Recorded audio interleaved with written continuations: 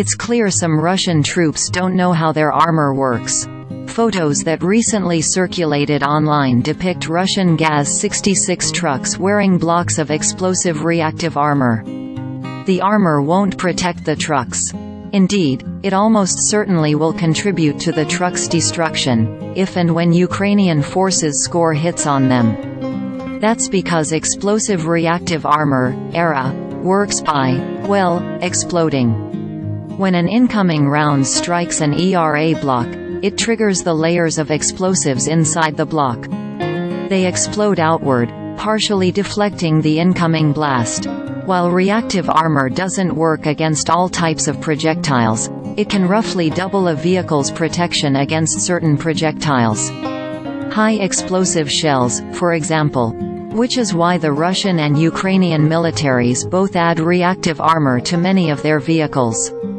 But note what kinds of vehicles the Russians and Ukrainians usually don't add ERA to. Jeeps, trucks, mobile howitzers and air defense vehicles, to name a few. There's a good reason for this. All of these vehicles have thin metal hulls. And that makes ERA impractical, or even counterproductive. A fair degree of base armor is needed to survive the explosions inherent in explosive reactive armor, the U.S. Congressional Budget Office explained in a 2012 report. Thus, reactive armor cannot be added to all vehicles, a limitation that includes, for example, trucks.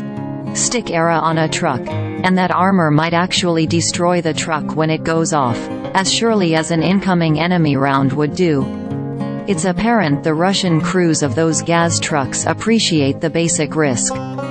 They added thin metal plates underneath the ERA, seemingly hoping the plates will protect the trucks from their own explosive protection. But these plates might not be thick enough, or of the right metallurgical quality, to do the job.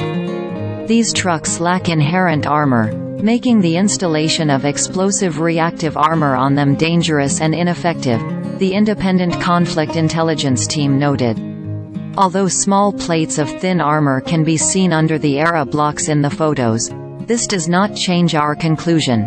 The Ukrainians barely need to hit these trucks in order to trigger their reactive armor. At which point they're likely to do the Ukrainians a favor and blow themselves up.